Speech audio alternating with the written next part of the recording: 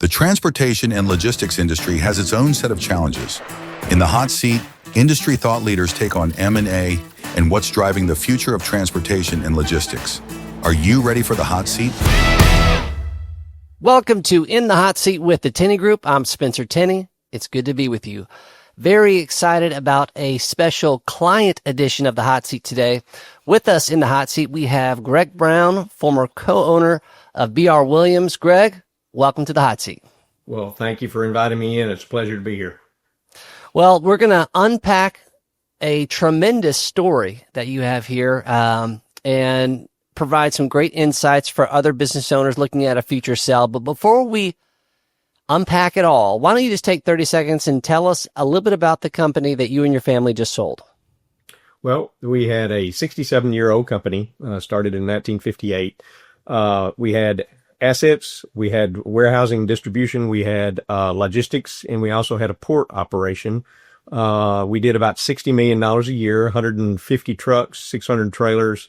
We traveled generally the U.S., but mainly Texas to Utah to the Midwest and Northeast. But we did go to the West Coast, but not quite as often lately. But through those four divisions, we generated about $60 million a year in revenue, and it had about 300 to 310 employees in that business. Well, that's one of the most succinct overviews I've heard in quite some time. We're already off and running here, Greg, so let me jump right in there. Look, before we get into the sale portion of this, tell us how, now you got into this business in a very specific way. How did you come to be a part of B.R. Williams? Well, I married into the family. Through college, I'd actually got out of school, had a degree in mathematics and accounting, if you can believe that. But I was a CPA and had been practicing about 4.5 years. And we were on a family vacation, and Mrs. Williams was wanting to slow down. She was in her 60s at the time, and she was indicating my brother-in-law was in the operations side of the business. And so she indicated that she was considering slowing down or getting out of the business and selling it unless they could find someone to help with the finance side of things. And I was over in the corner. We were on a vacation, like I said. I was behind the sofa reading a book, and they looked up and looked over at me. And I wasn't paying attention to what they were saying. And I said, I didn't say anything. And they said, well, would you be interested? And I said, interested in what? And so anyway, it progressed from there. And I left the CPA business, got into the trucking business, and I didn't know the first thing about it. Mrs. Williams spent the first 2 years, every meeting she had with a banker, an attorney, with a truck salesman, whatever the situation was, she had me sitting right next to her desk and mentored me through that process. And she was a tremendous mentor. And I got everything I needed to know. And then at some point thereafter, she went home and said, you call me if you need me. Otherwise, I'm let you run things. I'll still be around if you need me. And so it was such a fantastic transition and such a tremendous mentor that she poured into me. There's folks watching this right now, and they said, why can't everybody just do it? Like, why can't they just train me and then let me go? And, I think that's much more generous, and what a blessing that must have been to kind of be able to lead that way, because it's really hard for a lot of founders to and kind of first gen business owners to get to let go once they actually kind of transition out. And it sounds like she was definitely kind of ahead of her time when it came to that leadership lesson. She was extremely a good leader in that sense that she realized that her hanging around would kind of undermine my leadership from that aspect. And she didn't do it right away after the 2 years, but it was shortly thereafter. I made a lot of mistakes. One thing they don't teach you in accounting is how to manage people, and they don't teach you leadership. So I had to learn a lot of it on the fly. And as a result, through a lot of mistakes and a lot of self-study, I've become passionate about leadership, and I think that's what we need more of in our curriculum nowadays. I love that. Well, obviously, but you added a lot as well to the table. What were some of the highlights between when you kind of assumed that full leadership position, up into the exit? What were some of the things that you were most proud of? Well, the one of the things that sped up Mrs. Williams' exit is we wanted to expand. We realized that we had a lot of customers that we were carrying their freight to distribution facilities all across the Southeast. They would manufacture the goods. We would carry them there. And so one of the other staff members and I came up with the idea. We wanted to get in the warehousing business, knew nothing absolutely about it. And so we went to them and asked them, if we were to build a warehouse, would you, utilize it? Oh, yes, please. We need that. We would love for you to do that. They said, well, would you sign anything so we could go to the bank and borrow some money? I said, oh, no, we would never do that. But they eventually told us that they would do that. So we went to the bank, built our first warehouses, hired someone that knew what they were doing, that knew how to set up the processes and that type situation. And then we expanded it 3 years later, and then we bought another one 3 years after that, purchased another one 4 years after that, and it just grew into it was such a great dovetail in adding that service and diversity in us. And the warehousing business has very good margins. But it also makes our customers sticky. They hung around a lot more because we provided more than just transportation services. At around the 2008, the Great Recession time frame, we realized that we had a whole lot of freight that went away, and we had 150, 160 trucks and nothing going on. So we started a logistics division, realizing that we could throttle up and throttle back as we needed to, and that worked very advantageous for us, so that we could monitor, if we could throw a bunch of our excess freight over into the logistics side of things, and then if things slowed down, we'd bring it back into the trucking. And so it helped moderate things a very good deal. But the diversity into those businesses really made us extremely sticky with customers, provided a bunch of services they couldn't get as one solution. And so it was beneficial for us to grow it in that manner. I love that.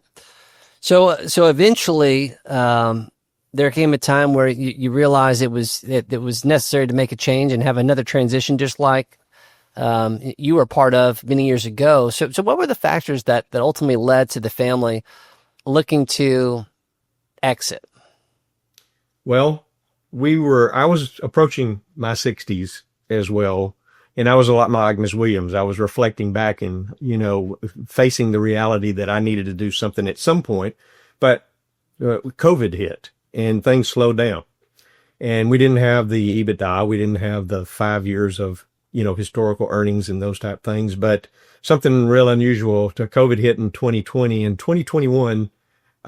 My wife and I go to a physician that participated in a blood trial that tested for cancer tumor markers in blood. It was new and not approved by the FDA, but he was one of the sponsors of this thing and encouraged us to take it. And my wife sat there. We went to the doctor's appointment, and we came home and discussed it. And she said, I have cancer all in my family.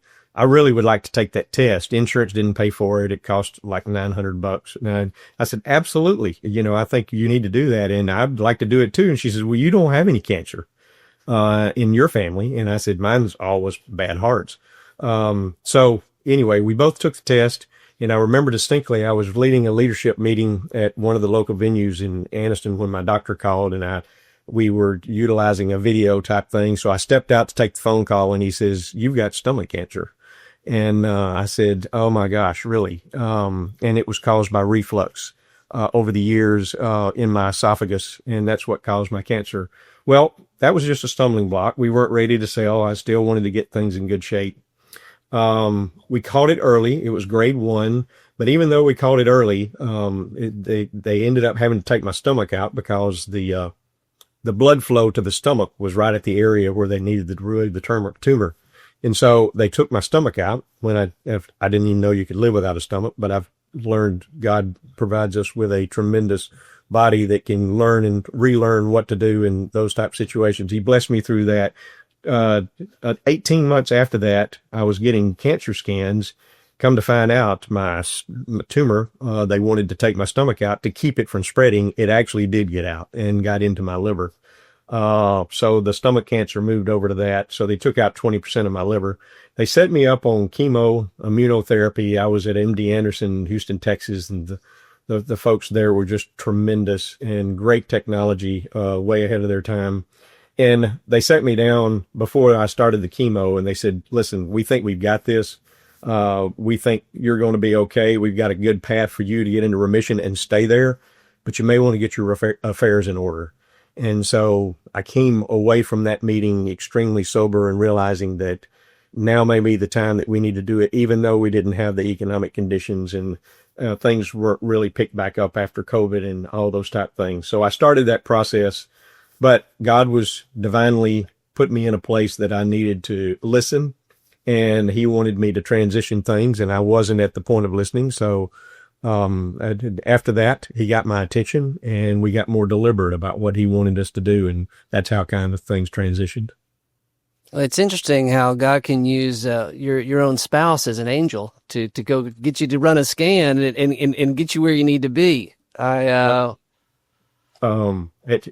say that, but God uses my angel all the time. She's in my ear, telling me what, and was very much a part of, that transition when we came up with the cancer diagnosis and certainly the spread.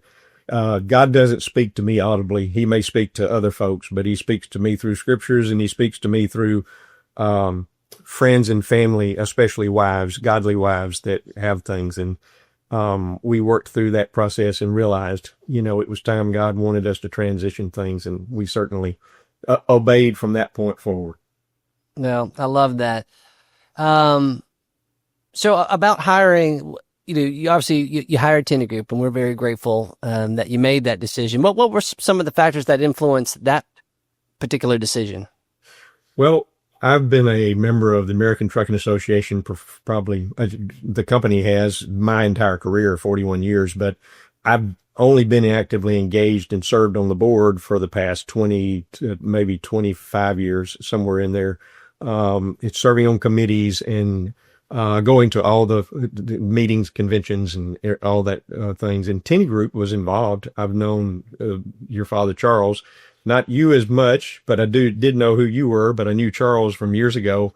And the gentlemanly process, the gentleman from Texas that was always gracious to call on you, even though, I was younger and those type things in earlier years, probably would never have a transaction with him right away or anything like that. Stayed in touch and generated that relationship. And he never asked for business, but it was always one of those type things that if I ever do that, I'm going to consider talking with them because they are growing.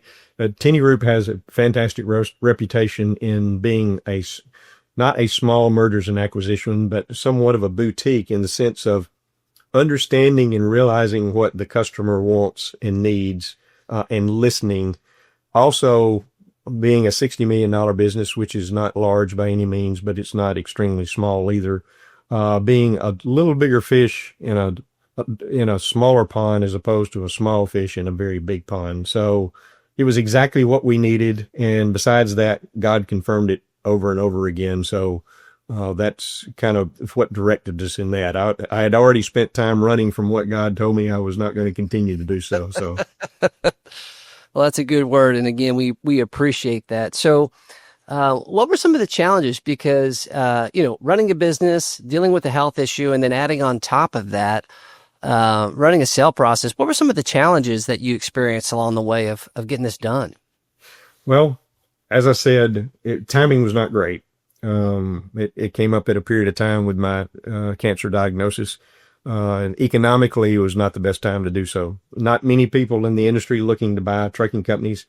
So we didn't have the historic earnings as good as what we had. We had EBITDA in the past that was very good, but recently it was only, probably in the $2 million range. We were trying and struggling to get back to a $6 million range. So we started out behind the eight ball in that sense and trying to do that. Our earnings were very much improving as COVID got better. Distribution got extremely busy after COVID. Our customer base grew. We diversified even more because of our business in the port operation that we had in Mobile and with our warehouse and distribution. So we were blessed in that sense, but we had to overcome those in trying to tell the story.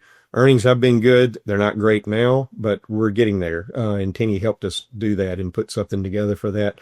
But we had a trucking division, we had the warehouse and distribution division, we had the logistics brokerage, and then we had a port operation. Not everybody wants those groups together. They're looking for logistics by itself, or assets in logistics, or, maybe a specialty in warehousing. Very few companies are looking for the entire package. So, one of the challenges was trying to find companies that would be interested in everything, because we talked to a lot of companies and ruled them out fairly early, because they wanted to divide things up and break things, sell some of the operation off. And we found out that it was very good for us to be diversified in what we did. And our customer base would not appreciate if we went through a transition and we said, we love your logistics business, but we don't love your warehousing business anymore. And so that was one of the challenges we had through that process as well. Now, I will say this. I was, in advance of our conversation here, I was chatting with Noah and Ashesh, and they shared something with me, which I generally was aware of what was going on, but, I would estimate there was probably 12 or 14 different T&L sales side assignments that we were running in parallel with your deal.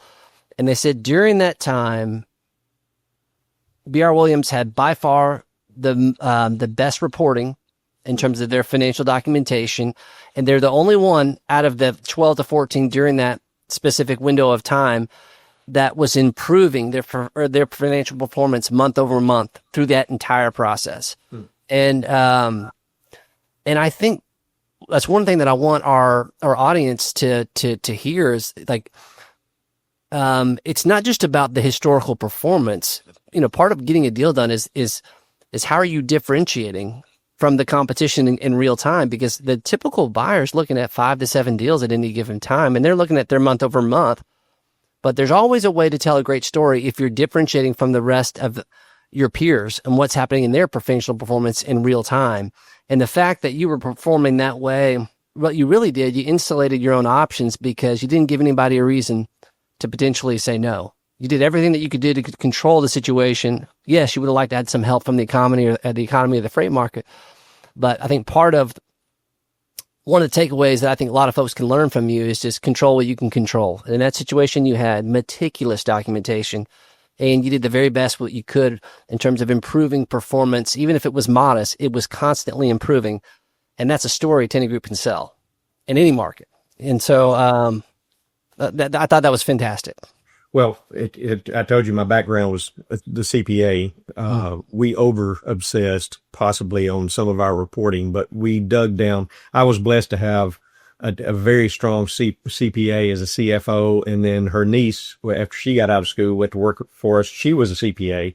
We had 3 CPAs in the business of only 300 employees, preparing all the documents. That's one of the things that, having good quality financials and details and divisional details, but the diversity of our business in having the improvement is if we had one side of the business, if trucking was not performing very well, generally warehousing or defense related or whatever other customer base that we had was going crazy to offset some of that. And so that's exactly what was happening during that period of time. Distribution went absolutely crazy, with COVID coming back and trying to get goods direct to customers and everything. So we were placed in the right place at the right time because of God's divine direction through the years and leading us in that direction. No, I think that's a good word. So ultimately, we go under contract, go under LOI with Haney and White, which we ultimately did the deal with. One of the things that was a little unique, and I wanted to get your feedback on this, very, very common question from other business owners is like, how and when do I tell employees that a deal is going to happen? And depending on the size of the business, certain team members are required to kind of come underneath that tent, that very private conversation, very sensitive conversation, early on, or certainly as you get a little bit closer to the table. But towards the end there, you selected to invite several folks in underneath that kind of privileged tent of the information and kind of get into that. And we see different variations. What was your philosophy about that? Because some owners see that a little bit differently. What was your outlook on and what did you hope to accomplish through that? Well, the risk that you run into, and this is what I very much appreciated Tenney Group in providing some of that. I was advised early on, you can't tell anybody. So all the due diligence I was trying to do myself. My wife was also in the business. She was kind of the office manager type thing, and we would spend weekends copying documents, getting all the things. So we were doing all that due diligence by ourselves. But I had promised my team, because when the cancer came up, they said, so what are you going to do? You're in your 60s, you've got cancer. Where's this going? Where's this headed?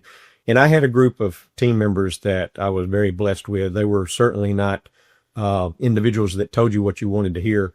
They pushed back. And so they asked, if you're going to sell, or are we going to be part of the process? And I told them that they would be early on, not realizing at some point in the future I was going to be advised, no, you can't tell anybody, because you start losing your best team members first. And, things get out, customers find out about it, vendors find out about it, banks find out about it. So, you're not supposed to share any of that. But yeah, with the potential buyers, I just sat down with them, and we're hearing this counsel on both sides. You are, and we are, but we can't do that to our people. We don't want to come in and surprise them and tell them Monday we're closing on a deal and this is your first knowledge of it. So we sat down, and they very much were interested in our management team. That's what they wanted to meet and find them first. So it was a risk on my part, but we sat down and said, we want to do that before we get too much further along, and brought them in, and we shared with them. We didn't sign non-disclosure agreements or anything like that, but they were told, that they would share in some of the bonuses and things like that if they would keep it confidential. And they went through that process, and it was very beneficial for us to do so. The other group found out what they were getting in the way of a team. That was very much what they were interested in, and made the transition easier for us. Yeah, and I think that the clarification there is that there's always going to be a time where you're going to need help, and you're going to need to bring in people. What we don't want to do is we don't want to share information to the wrong party at the wrong time when there's no visible path to a deal in place. And so I think that's where just kind of a best practice is if we don't have a known buyer, we don't have an offer, we don't have an acceptance of said offer, then we're not ready to kind of bring in some of those things, because, but there is a time where, to your point, especially if there's some health or whatever, you need help, and you need some trusted people around the table to help you get it to the finish line. And there's a little nuance to all of that, but the more that you can have sounding boards with other business owners and other things to understand how they've done it, you'll do it the right way for your people, 100%. So listening to counsel that you're being provided, such as what I was getting from Tenney Group, that's what they need. You need to listen to and take counsel. I think that's excellent. This was a challenging process for the reasons that you already mentioned. What was a point in the process where you thought, and you've kind of already said some of this, and I don't try to beat it to death, but hey, I'm glad I have an advisor at this moment. What was a moment where you really felt that? Well, I totally, this was my first rodeo. I'd never sold a business before. I'd done a whole lot of things and made a whole lot of mistakes in my career, but this is the first time I was venturing into this. Having that counsel to be able to get us through the process, I had no idea I underestimated the due diligence. So that's just naivety on my part. And you sit here and say, how could a CPA underestimate that? But getting the quality of earnings, all that process, I told several people, I felt like I had four enemas. You just keep pouring out information until, you don't feel like you've got anything else to give anymore. But having individuals that had been through that, it was my first rodeo, but it was certainly not Tenney Group's. They knew exactly what we needed. They knew what they needed to do to tell the story, how to build the book, and what individuals are going to be asking for, because it makes this process so much easier when you look like you know what you're doing, when you're getting people interested and involved in that. So having that bit of counsel, but the relationships you build, I actually got to be personal friends with Ashesh and Noah and Dallas that was there at the time, to where you got to the point to where you enjoyed spending time talking with them before and after when you were doing business and just catching up. But, even some of them, Ashesh is a business owner himself, and having that expertise and having that knowledge and realizing, that some of the decisions, you don't have to bring people up to speed, as to what the issues are. And they don't have to bring me up to speed with some of we clicked, and the advantages of building that relationship over a period of time, so much to the point that after it gets done, you want to get on the phone and talk to Ashesh and Noah, but you don't have any reason to anymore, And so Sure you do, Greg. it was really to that point. But more than anything else, the shared values that we have, we do business, with bankers, not banks, is what I used to say. And we do business with, even with our management and mergers and acquisition firm, we share those values, and having those make you so much, you build trust so fast, realizing that you're all on the same page and you're working towards the same mission, realizing who the true boss is under the circumstances, and, getting to the point of appreciating what you have in those values. And a lot of our customer base did business with us because they knew they could depend on us. They knew we wouldn't lie to them. They knew we wouldn't oversell. Same way with the Tenney Group. Our values lined up so well, and that's what I very much appreciated out of them.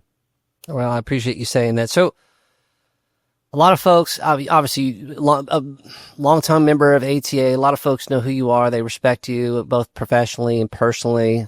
They'd love to hear from you some advice about how to navigate this. Maybe, how to think about timing it. Maybe how to think about working with buyers and selecting the right buyer. What advice would you give to someone who's looking at as a possible sell over the next 2-3 years?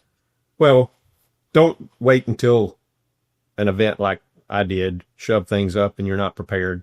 And you're also distracted, because I was taking chemo treatments and, other types of things during the process, and you're tired and don't. So be more proactive about that. There's going to be an event. If you're going to transition the business to another family member, if you're going to go through an ESOP, whatever the situation, don't wait till something happens. Be thinking about that, building those relationships. I was much more reactive, and I should have been much more proactive in that sense. So build those relationships early. Be prepared for the exhaustive process. It does suck a lot out of you. Having partners in that can help and assist you. The thing about it was I could send spreadsheets and data and information to Noah, Ashesh, and Dallas, and they would take those things and do a lot of the work that I didn't have the time to do. I'd be working on something else, and having that. So, having that background, be prepared, but having someone good that can help you be with that. But realizing that you want the perfect person to pass off who this is, and you want to look for that, and you want to find that culture that can do that, but realizing that it's never going to be the perfect marriage. I'm been blessed with 44 years of perfect marriage to my spouse, but you're not probably going to have the perfect marriage in a merger or acquisition and that type of thing. There's still things as hard as you try.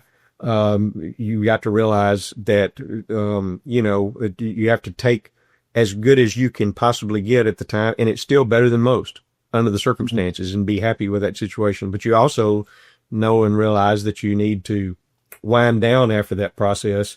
You're handing off to someone else all your management team, all your customer base, relationships, and that type of situation. Handing it off to someone, you don't need to hang around too long afterwards. You undermine their leadership unless they need you there for a particular purpose, or transition through some relationships, or a difficult circumstance.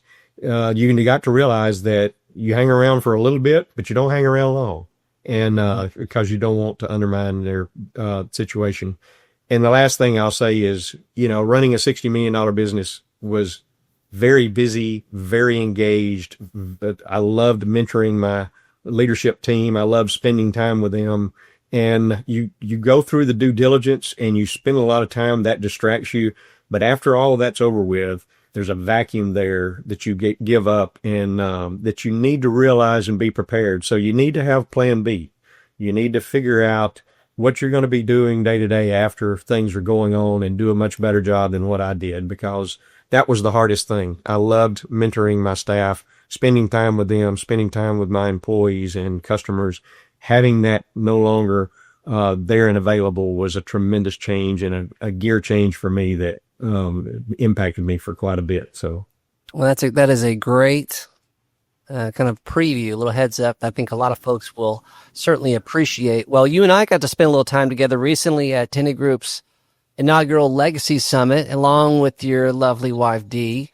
And that was so fun. And, there was a moment in that Legacy Summit where Dee was sharing the story about her mama. And I don't think there was a dry eye in that place. Could you give us a little snippet of her legacy and how that has influenced you? Well, a woman in the trucking business, Mrs. Williams was in the trucking business in 1965, when she actually had got out of teaching and had joined her husband, and her husband was killed in a shop fire. He died 2 days afterwards in the process. And Mrs. Williams was advised, you need to go back to teaching. A teacher has no business being in the trucking business at the time, especially in 1965. And she had a 12-year-old and a 5-year-old. You're going to be spending hours, and, you need to be at home raising kids. And so her CPA and attorney both advised her, and she said, "No, I don't think you know me. I'm going to continue this on and keep this legacy going of what my husband and I started through the process." And it was very much a sacrifice. My wife didn't have the mom involved in the PTA and the other types of meetings, and she had a tremendous sacrifice through those years, as a result of all that. And then I came along, came into the business, followed along the same process, and the sacrifice just continued through every bit of that. My wife gave a lot up in order for us to have the wonderful thing that we did and the legacy that we did through that process. And, going through those memories and realizing, what you have and what you've been blessed with through the years is tremendous. And just reflecting on that. And it was emotional for her through that process. So, but I tease my wife all the time. She's a very emotional person. I love her because of that. She'll cry at McDonald's commercials. So, but you see the tenderness of her heart through that process, and 100%. You could just tell how much she admired her mama, and we all admire that toughness, because we're all here today because of her. I mean, that's Absolutely. It. So, one of my favorite parts about the Legacy Summit was seeing you and some of our past clients just begin to form some friendships and some relationships, get to know one another.